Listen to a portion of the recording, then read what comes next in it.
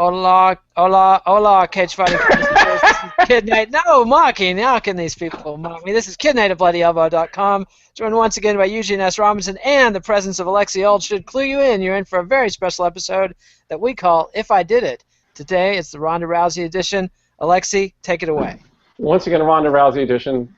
Holly Holm has been announced as the next victim/tan for Ronda Rousey. The thing is that a lot of people don't think that Holly Holm is actually ready for this shot. So if you are advising Holly Holm, how do you capitalize on this 15 minutes of fame that will surely be over if the inevitable happens, assuming it's inevitable? Well, you know what? I would imagine at a certain point, if Joe Rogan is saying this is a bad matchup, company guy Joe Rogan is saying this is a bad matchup, it makes no sense. I imagine that Silva and the bald one might be kind of trying to come up with a functioning plan B, which involves a magical, mystical injury somewhere before this fight actually. Because if you know, if there is somebody crazy talk, if there is somebody, if there's anybody out there who's interested in this fight, you know, they'd be the first. Honda Housey just sold 1 million pay-per-views fighting essentially a blank piece of paper that nobody cared about. You know, Mike Tyson said it best. I could sell out Madison Square Garden jerking off. That's not Ronda Rousey. She's there, dude. She's there. This last pay-per-view, the searches, they're at the point where they can put her in end of the week. Not at all. Have you ever seen? Let's do a comparative study between Betch Correia and Holly Holm. Have you ever seen Holly Holm even approach anything in the last 2 or 3 fights that she's had that warrants us even talking about her now? Have you ever seen anything? It would be an act of legerdemain to end all acts of legerdemain. Here's what Holly Holm has. She's got this resume as a boxing champion. That's her value. Yeah, decisions. It doesn't matter. She can be sold as this is a undefeated in MMA, one of the greatest women's boxers of all time, Holly Holm. That's all they need. And the longer they let her fight in the UFC, the more damage that brand is going to be. This is an orange. This is an orange that has one squeeze in it. Yeah. She's worth a lot of money for them as an opponent for Honda Housey. And that's why she was brought in the first place. Yes, right? And they've seen her fight and seen her barely squeak past the weakest fighters in the division. They got to book this fight now, and the reason they're saving Miesha Tate is because they need her in case they can't get Cyborg for UFC 200. So they're thinking 2 moves ahead, and they're saving Miesha Tate because she's big enough and enough of a personality, has 1 million Facebook followers, maybe even 2 million at this point. Minus one. She's lost Eugene. And so that's what they're doing. They realized after they got the numbers back from this last pay-per-view, you know what? Ronda doesn't need an opponent. Ronda is the thing. They saw the Google trends. They saw what people were looking for. There's just a huge wave of casual fans who only care about Ronda. They don't care. They'll ask who's she fighting as they sit down to open their beer and eat their popcorn after being the pay-per-view. That's where we're at. But here's the thing. I mean, Skip Bayless also on First Take, who admitted, I know nothing about MMA. I don't even watch MMA. But never stopped him from talking about anything else. Right? He says, I don't want to see this fight. And then Stephen A. Smith said, I don't want to see this fight. And so that consensus grew. But here's the thing. They made the fight. She was brought in for that. How do you guide Holly Holm for this window of opportunity that she has? We don't know what's going to happen in the day. Right? So how do you guide? Who's paying $60 for 30 seconds? Nobody. That's who. 1 million nobodies, Eugene. That's what just happened, and people were thrilled about it. The traffic afterward, they sold more fights on the Fight Pass after it was over, and everybody knew the card sucked and that the main event was 30 seconds. You got to deal with reality, Eugene. Because Betch Correia has great fucking highlight clips. Holly Holm now, this was has after no highlight clips. She was going to get her ass whipped in 30 seconds. That's what? This was after people already knew she was going to get her ass whipped in 30 seconds. You mean after she had gotten her ass kicked in 30 seconds? Yes, I'm telling you, they sold a lot of pay-per-views on Fight Pass after the fact. So how do you, again, though, how do you, for Yeah, Holly answer the question, Mr. Robinson. If you're Holly Holm, how do you it's an act? opportunity. How do you take advantage of this opportunity other than saying, my client isn't qualified for this fight and, it's 2 or 3 fights, other than undermining the promotion of this? How do you take advantage of this incredible media opportunity? You do what Holly Holm is completely incapable of doing, and you got to go back to knuckle up for this. You try to manufacture as much it as you can get your hands on, and she will not be able to do this. You Conor McGregor it. You do press conferences. You snatch Honda's belt. You call her a philandering piece of shit. You maybe bust loose with the father thing. You go nuts because this is it. This is the last stop on the train. What she's done so far. What's that? Did you see what Holm has done so far? No, what happened? TMZ caught her on the street, and Holly said, "It's an honor to fight Ronda Rousey. I won't be saying bad things." Well, maybe it's a whole... Game over. I said... Larry Holly Holmes. Larry Holly Holmes.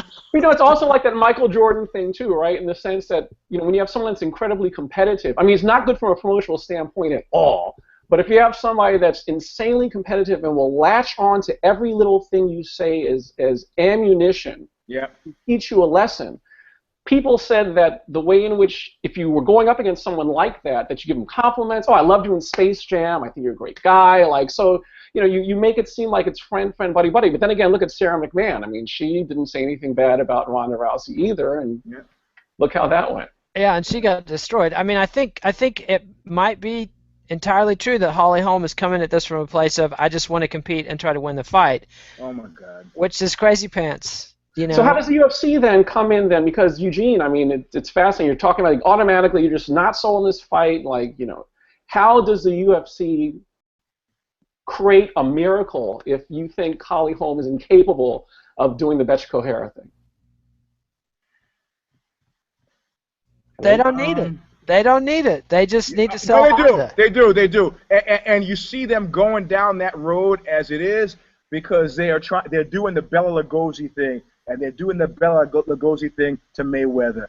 Come on in. Maybe some shots of Mayweather, giving Holly some pointers. Come on, come into the penumbra of this fight that nobody cares about. Please come on in, So to try to bait Mayweather into taking this on as a boxing versus MMA thing. Yeah. That's crafty, but a desperation ploy. I don't even think they need to do that. I think they can actually sell the controversy of nobody wants to see this fight. They've got Joe Rogan out there saying, I don't want to see this fight. And so just have that be the controversy. And say this is actually a very competitive fight, and mostly say, did you hear what Ronda did at the ESPYs? Did you read her book? Let's get Ronda on this show, the other show. Yeah, that's great for Ronda. But still, the point that we were trying to get to before is what the hell is going through Holly's head? How do you square yourself with the fact that you've been given an exit ticket? She thinks she can win, I guess. Oh yeah. You know what? Me too. I think I can win. You always think you can win. Exactly. And how does that work out for me? Maybe you can do a remix of DJ Jazzy Jeff and the Fresh Prince's I Can Beat Mike Tyson, but have Holly Holm in there as Nobody's listening to DJ Jazzy Jeff. So anyway, how are you? But here's the thing, though. So for the UFC, if you are the UFC to promote this, you do invoke the spirit, you invoke the Floyd Mayweather talk. You invoke the boxing versus MMA. That's what you do in terms of promoting it. If this is what it's all about, or whether it's all about this or not, you invoke the whole Floyd Mayweather boxing versus MMA, something that's, to promote this fight. That's it. I mean, and we've been such gentlemen. We haven't even touched on how the tectonic shift, the TMZ Gawker shift. Curveball. Time to kill it out. When you see Alexi and I have a new feature we're working on, and you already jumped it. So Alexi, when you see him going for it, you got to preempt him. That's true. But here's the curveball. You have a situation in which Ronda Rousey has been implicated. You didn't yell curveball. You got to yell Well, curveball. He just said it. You yell it. You yell. It's your line. Oh, There we go. All right. New feature. Graphic.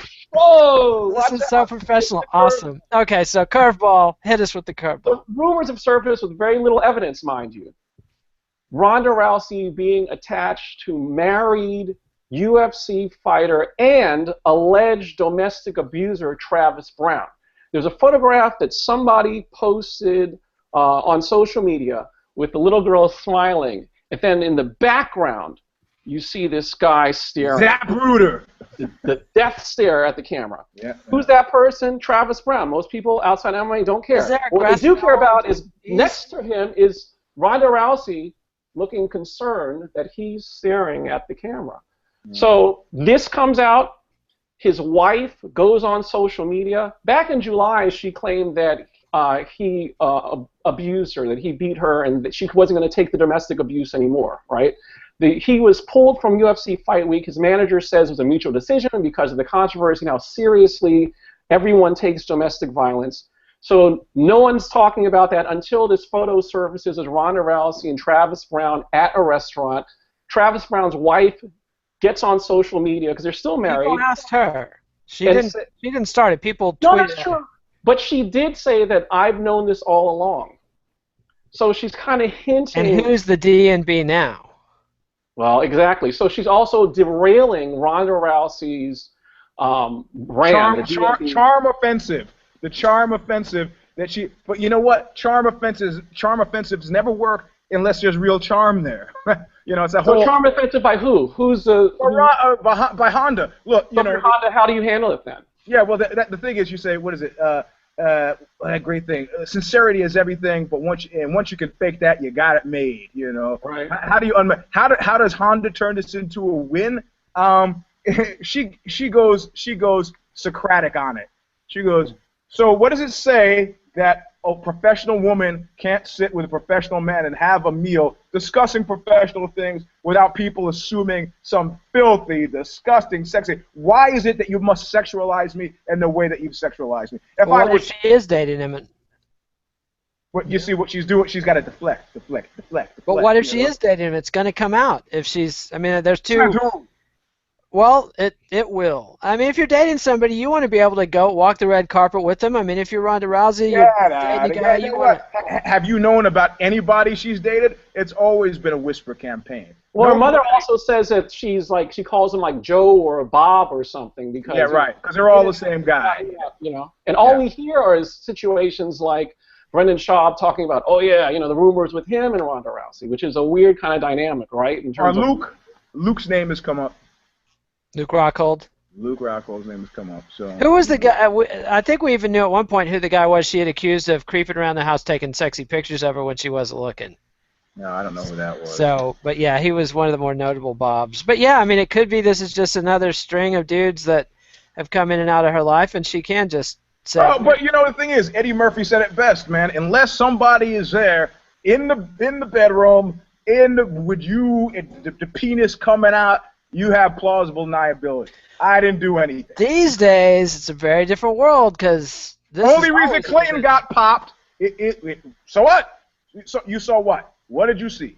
Well, so far we haven't seen anything, but you know, Clinton got popped because of the semen. Who got popped because of the semen? The guy known as President Bill Clinton. Oh, Clinton, yes, on the blue dress. Yeah, without the semen, that guy skates. He goes, I was having consultations. I was having a meeting with Travis Browne. I don't know what his crazy wife is talking about. I was mentoring her. Yeah, correct. I was helping him through a tough time. But also with my mouth. What they did with Bill Clinton, though, is they utilized footage. Like they didn't really have much footage. They kept on utilizing that shot, right, of Monica Lewinsky, who was an intern at the time in the Clinton White House, giving him a hug, looking at him lovingly with admiration. Yeah, but you know what? What is it? To the dress. What is that Michael Corleone thing? You know, we got writers. They might like a story like that. You know, they could have come up with video footage of 10 people doing that. You know, what I'm saying is, it's like from Hamlet, if they but blench, we know our course. I'm looking for Honda's response to this. And that I think that'll be much more telling and much more compelling than anything else. because it'll show how savvy and how smart she really is. So you switched around regardless. Well, you guys were talking at the same time. Sorry, you go, Alexi. I forget that I'm the color man, not the play-by-play. So the thing is that so you would, in terms of whether or not Ronda did it, you'd have the same kind of tactic in terms of deflection, raising a larger issue in terms of dating. I mean, at the end of the day, they train at the same gym, right? I mean, haven't we all been in situations in which you have lunch with people, right? In which you interact and convert with people? Completely legitimate. I said, I don't want to have anything to do with the man going through divorce. I'm counseling him. I'm helping him out. So you continue to interact and engage with this person. Okay, so the two tactics. One is there actually is nothing between the two of them, right? This is literally just someone in her gym, a co-fighter she had lunch or dinner with regardless, right? So in terms of taking it from that standpoint, if she has nothing to do with him, then what does that say, in terms of what was going on? Right? She's got. Look, if we see Jodie Foster and Mel Gibson talking about doing a sequel movie to that Beaver movie they did, which we can't wait for. Fans are going crazy. They're going crazy, but nobody's thinking that Mel Gibson and Jodie Foster are doing anything together. They're going to do it in Mayan and Aramaic. It's going to be incredible. The Beaver speaking both languages, So, exactly. I see Ron. I mean, this is the thing. It's a way fraught with peril, but they're easy ways out. So this is what I'm saying. That if Ronda's a genius, she'll take the easy way out. Go, we're teammates, whatever, Yeah. And we're teammates says all of nothing, Right. So what about you? I mean, Nate, do you have a different perspective or view or guidance that you I'm malleable. If it's totally platonic, this is a teammate of hers, If it's totally platonic, you can do what Eugene says. This is my teammate. Mind your own business. Y'all are making a mountain out of a molehill. I'm sorry Travis has issues with his ex-wife. None of my business. None of your business. Forget it. Why are you asking me about that? Not ex-wife. He's still married to her. That's the thing. Sorry, whatever. Not my business. I don't have any comments on his relationship with his wife. I don't have any comments on his situation with these allegations. And I trained with the guy. I went to lunch with the guy. There you go. That's it. That's all I'm going to say about it. Now, on the other hand, if they're deeply in love and she's swept away, seriously, this is a real thing. Like if she's seeing herself. It's not that I see Hoffa as being unlovable, but I guess I see him as being unlovable. Well, that's the thing. You don't get to decide what bad choices other people make. And people are barely responsible for the romantic choices they make. I don't even believe that people make choices. People are slaves to pheromones. We're monkeys, sniffing our butts and humping each other. Speak for yourself, buddy. Exactly. Like you've never thrown feces through the cage bars, Eugene. Come on. I mean, that's very different from picking a partner, my friend. Feces, partner, feces. There's a difference. Learn it. I see. So anyway, I mean, my view is you can't help who you fall in love with. Maybe he's got a great side to him. A lot of these guys with issues apparently are very charming at first, and so. Well, the thing also is his when the allegations first came out in July, his manager put out a statement and said that. Travis's ex-wife, who's the mother of his two children, contacted him and said that, look, never had any issues with Travis. This is not characteristic of him. This is nonsense, right? That's what he alleged. I mean, so, again, all this is speculation. Yeah. So in terms look at Josh Crispy's wife, who allegedly had a pit bull set on her, and she's standing by her man. I mean, the Stockholm Syndrome thing is no joke. And when people are in these abusive dynamics, they frequently are the most loyal to the person that's abusing them. So but I don't know. You get into these he said she said things with domestic violence, and I don't know. We've seen so many guys say so many awful things, denying terrible shit they've done. What are you gonna say? In any case, it's a fucking stink, and it's a stink nobody with an A listing needs sticking to them. I guarantee you, if you're a PR handling for for Honda, your day has begun like this. Jesus Christ, how am I going to get out of this? Yeah, because the number one thing she's done to build her brand was call out Floyd Mayweather at the ESPYs. So standing up to domestic violence is her brand. That's a core value of her brand. Dating a guy who's allegedly a domestic violence abuser, that's going to be a tricky situation. And my day has begun receiving texts like this. She's dating Travis Browne? Well, there goes her credibility as a feminist. Dating a married man that beat his wife. Text! It's like before 9 o'clock. Is this from some stalker you've got? Like, what's the... Hey, man, you give your phone number out on Knuckle Up, things happen. It's a cautionary tale. No, not really, because I got it from Henny Youngman, who I think maybe is still, did he die or is still alive? I don't remember. I believe he's dead. Yeah, he finally died. He used to put his phone number, it's in the New York City phone book. He didn't give a shit. He goes, opportunity takes many forms. You know, people would call him up, say, is this Henny Youngman? Yeah, what do you want? Nothing. Okay, see you later. Click. I mean, how long does it take to do that, you know? Or at the end of the day, you know, with his line, take my wife, please. Like, maybe that's why he put that phone number out there. So, you know, so that's how he's going to answer. Are you here to take my wife? Yeah, right. So you can lose it. So, I mean, if there's action to be had here, the action to be had is on what Ronda does next. And I so much want to say that she's going to do the smart thing and come out with the scenario that I first put forth, but I have no guarantee of that. I think the worst thing she could do is say nothing. So you got to deal. You got to deal. You can't saying nothing and continuing to be seen with the dude? Yeah.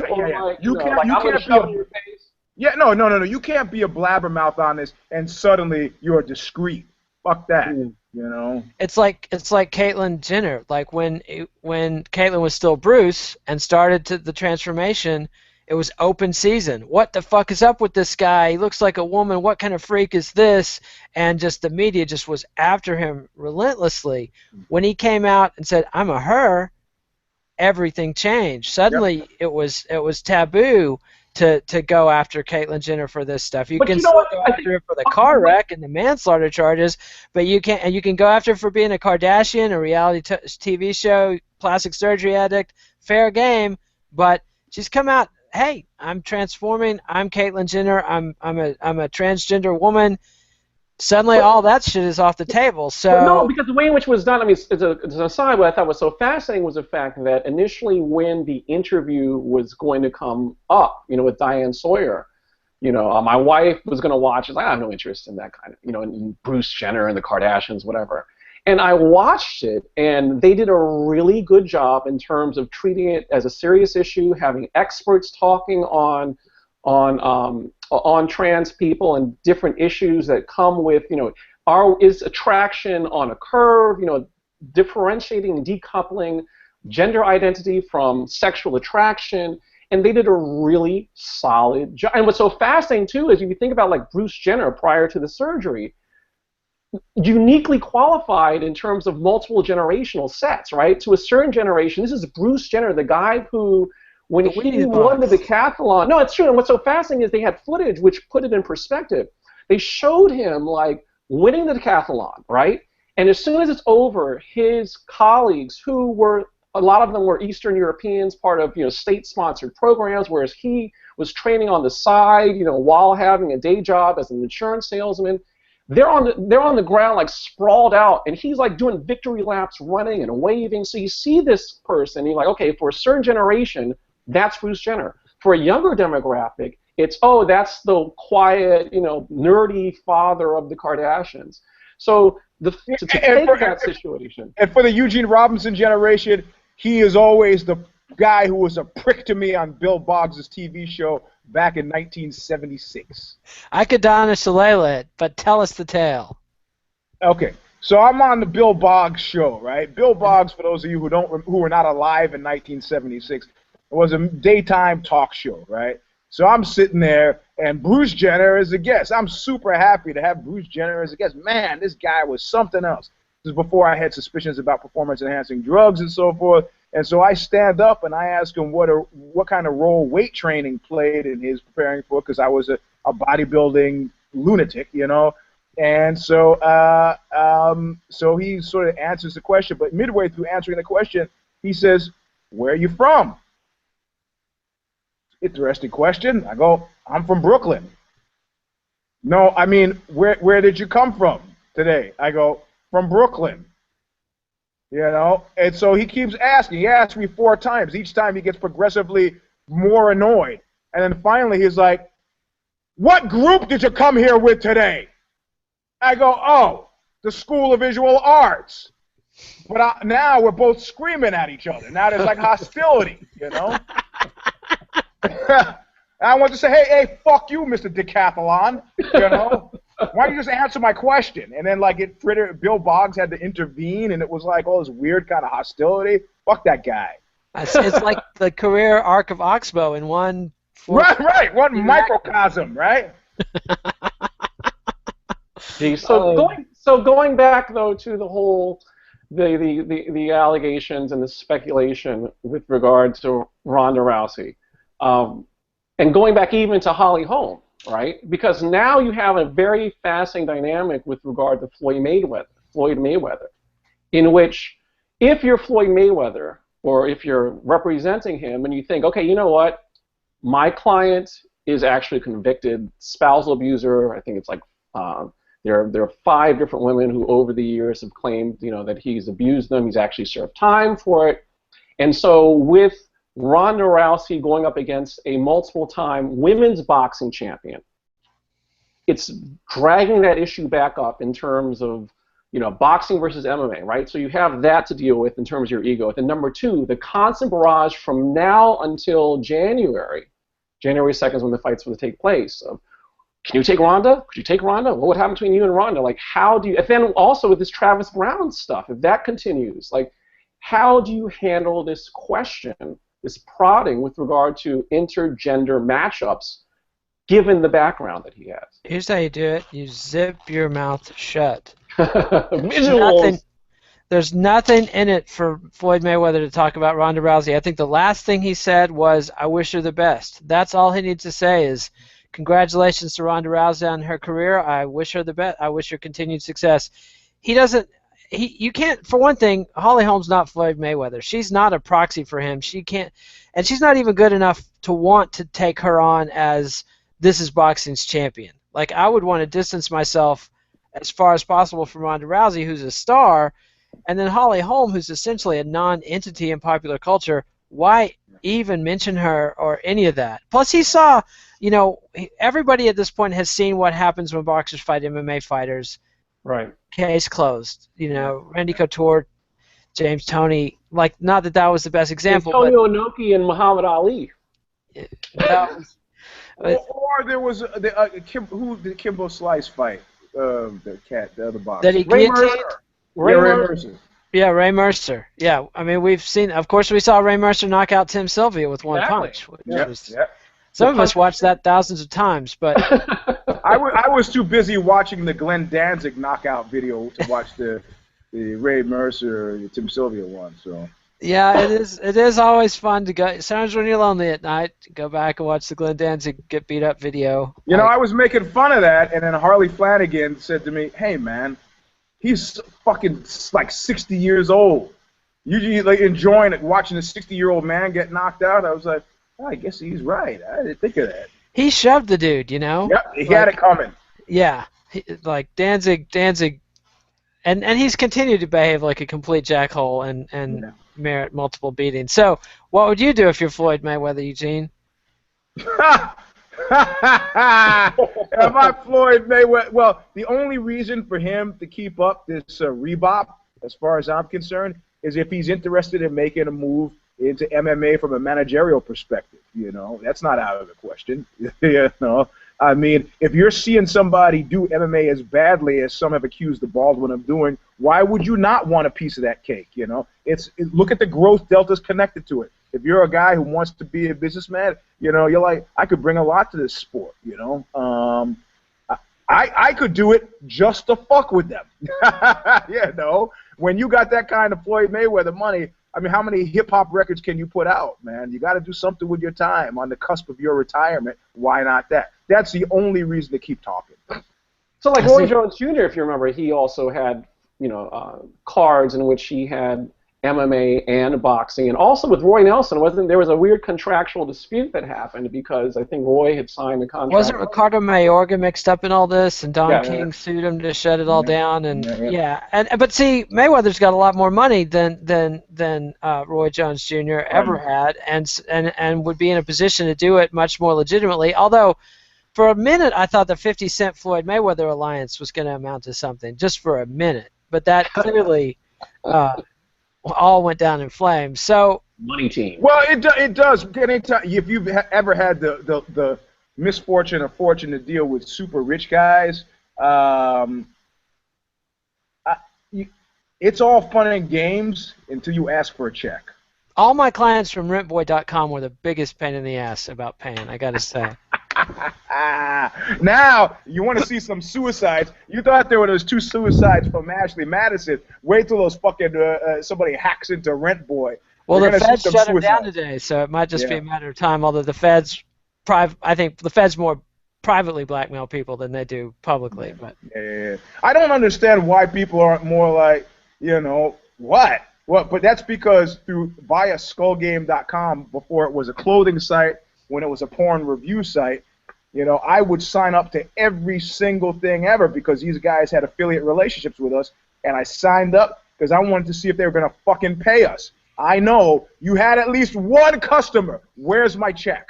So I paid into all Adult Friend Finder. And how did that work out for you? Did you get your piece? Yeah. Oh, they paid. But usually then they would do something sleazy like, you realize because your cash payments are so low that we'll only pay you when you reach $50. So were you the only customer that you referred? If I got a sort of response that was positive, I would write editorial saying so. So I would think that would kind of, that would prime the pump. So out of all those things, adultfriendfinder.com got the greatest number of responses. Which has also been hacked, by the way, a few months ago. Yeah. I mean, I never went to meet any of these people, but they got a response that seemed fucking legitimate. And the other one was Match.com, strangely enough. The affiliate relationship with that used to routinely return to me like $90 a month. And a friend of mine, together. He said it best. He goes, Match, the guy who I've mentioned on the show before. So your porn site was driving people to Match.com for like legit dinner dates. Yeah. Well, it was there. I mean, it was an affiliate relationship. So, you're checking out your porn thing. And I had one of the guys who was on the staff, and he said, man, I think they should change their slogan to Match.com, a real good place for anal. Maybe you're right. Maybe they should. So. Well, I think that's target marketing. I think some of the client you're going for, if you're Match.com, might respond to that. Some of the clientele might not. All right. So at the very least, I don't know why. Just because I'm immune, maybe I should be more sympathetic to people who are like trembling and hiding and trying to make plans to go to South America. But whatever, Well, speaking about trembling, hiding in South America. Yes. Segue. Donald Trump tossing out the Univision reporter. Or you know what? He's going to come back stronger in the polls because every single person, that 25% of the Republican Party who was part of his fan base, when he said, go back to Univision, they didn't hear Univision, they heard Mexico. Yep. It's great for him, but what about the reporters who were there in the room? If you were in the press corps and one of your colleagues was thrown out over bullshit, the guy was asking a very legitimate question. He was being polite and professional. Trump threw him out not just with the racially based tinge, but because of the collapse of his recent business relationship with Univision. So this isn't just even a political thing for Trump. This is straight up, you guys took some money out of my pocket. Screw you, I'm not answering your questions. Do you just say what the CBS guy that followed him up, I believe it was a CBS reporter, thank you, Mr. Trump, here's my question. No. How do you handle that? No. The clip I saw had the person immediately following actually address the issue of mass deportations. That's what I heard. Somebody could have edited it, but the person I heard afterward essentially just asked the Univision guy's question, So that's how, think that was is that how you would have handled it, Eugene? If I was Trump? No, if you No, were a if you're the fellow reporters. reporter witnessing the abuse of your compatriot. Yeah, yeah, I would have just, I mean, at that point, that was the point at which Trump actually answered the question because he's an astute fucking study. He's a great chess player. It's like, I got it. Everybody's going to ask that same question, so let me just deal with it now because I know, Jesus Christ, you know, I mean, the key to understanding Trump is like, one, you got to understand, you got to understand New Yorkers, and then you got to understand the angry guy appeal, you know, so... There's certainly plenty of anger to appeal to, and that's the thing though, that like we've never had a national front in America, at least not since the 30s, when you had the Boone rallies and stuff like that, and Huey P. Long on the left. What about Lincoln Rockwell? He never had a mass following. Like, that's true. He was in Playboy magazine though. He was in Playboy magazine and said some horrible things, and people hated him. I mean, the Illinois Nazi didn't have much momentum back in the 60s and 70s, but in the 30s, there was a big following. There was Father Conklin, who had a massively popular radio show. There were open Nazi sympathizers. You know, there was Charles Lindbergh leading America First. Henry Ford. And so lots of open Nazi sympathizers. And, of course, that was before World War II and before people knew about the Holocaust. So Nazism hadn't been discredited yet. Seemed like a perfectly good idea to a lot of people. Now, you know Harry S. Truman. What about Harry S. Truman? Trust any man as long as he's not a nigger, kike, or a chink. Oh. Ouch. Give him hell, Harry. Woo! Well, probably on that note, and the fact that we answered the call of the masses, Nazi references. If I did In Under the Wire. I feel that we've accomplished a lot today, but that, I think, is the most important accomplishment. The best thing about Nazis is that the tide is turning about in regards to Hitler's escape from Berlin at the end of the war. Seriously, there was a... Come on! Eugene's like, the rise of a new American fascist party, okay, that's a deficit, but people are coming around to my point of view about whether or not Hitler died in the bunker. I love the photograph. Really important. I love the photograph of old Hitler chilling with his young Afro-Latina, wife/girlfriend/concubine, whatever. There's a guy from the Jerusalem Post who did an article on this cat who made a documentary, and they said the DNA testing came back on the bones. They find out not only are they not man's bones, it was a woman under 40 that the Russians have been trucking around as Hitler's bones. They go, it was bullshit. Stalin knew it was bullshit. It's not inconceivable, Well, so out of Argentina and out of Jerusalem, or Israel. So what can you do? Anyway, that's our show. Give us a thumbs up on YouTube. Subscribe to MMANation.com on YouTube. That's what Eugene thinks is a thumbs up. This is how he gets into a verbal altercation with Bruce Jenner, who's just trying to get you to plug your school at the thing. Like, come on, get out, tell Marty. That's what he was thinking. He was about to have a roid rage on me. Spoon feeding you. Should have done an airplane thing and said, oh. Yeah, right. He's trying to bring you along, but Eugene was recalcitrant as always. Subscribe to MMA Nation on iTunes. You can hear just the audio-only version. We'll be back. I think Zane, sorry to conflate Eugene and Zane. Yeah, Zane, Simon will be back, I believe. I'm working on that meme, man. It's slow. It takes time, but you can do it. Zane. No. Don't ever do that again. All right, so Zane will be back with a Bellator vivisection because there is a Bellator on Friday. I have no idea who's fighting. I won't be on the vivisection.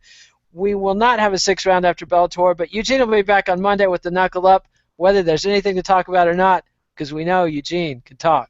Well, I'll be Friday, which is my birthday. I'm on a plane to France. 11 hours to Gigors. I play a show on Saturday. And after the conclusion of the show, they take me back to the airport. 11 hours back, land in California. So the show could be super strange. But we expect it to be extant and on the internet. Yes. So I got to look at my plane reservation, let you know when I'm going to be back on Sunday to let you know when the show's going to come in. So. All right, cool. Well, and then we'll be back with the Care Don't Care preview for whatever is the next UFC. It's UFC 191 featuring Demetrius Mighty Mouse Johnson against anybody know? Anybody? Yeah, Dodson. John Dodson? Oh, Yeah. yeah, that's actually the best fight in that division, so that ought to be fun. So The Oscar Wilde quote dropping John Dodson. How yes, often do you hear that in MMA? and he's secretly an excellent MMA analyst as well. I don't like to hear that. Yeah, the rumors are the dude has written quite a few pieces for a publication that will be unnamed, but they were excellent if that was the guy, if it was indeed John You should Dodson. see me when Kenny Florian is doing his color commentary or whatever he's doing with the mic and the camera. I'm sitting there like this. You know why? Because it should have been you. It should have been me. Should have been you. Well, he's had to do a lot of weird things with his eyebrows to get where he is today. So. Nice one. Nice one. Anyway, so I believe that's all my plugs. Follow us on Twitter, @KidNate, @Eugene S. Robinson. Alexi, what's your Twitter? Alexi Old. One Alexi word. Old. ALXEIAULD. All right, Old cool. Lang Syne. Should Old And read me on BloodyElbow.com, read Eugene at Aussie.com, sometimes Vice's Fightland, and we need to plug his book, Fight, Everything You Ever Want to Know About Ass Kicking, but we're afraid you get your ass kicked for asking. Available you know what I noticed? That book is now going used for $60+, which means that all of the extant copies, hardcover copies, are gone. Somebody ordered one for me, and I thought I had some. I went to the storeroom. The cupboard is bare. So if you've got yours, hold on to it. It's now a collectible. They still sell it new as a digital download, but it's a hardcover. Fuck it. All right, and so if it's autographed, it's even more valuable. Yeah. Where's my copy? Where's my copy? You don't have you have a copy on the shelf there behind you, buddy. Yeah, but not autographed. You've never invited me to your house, apparently. Well, you've never been in town. Oh, I was in town. One time you were in town, you told me after you arrived and had 5 minutes, so don't give me that. Yeah, then you're giving me the goose chase. It was like a scavenger hunt sending me. I couldn't even find the house. This guy doesn't want me at his house. He's bouncing all over town. It was like Dirty Harry. Go get that payphone and get back and forth. So. All right, well, thanks, Alexi. Thanks, Eugene. Adios, MMA aficionados. We'll see you next time. Later, man. All right.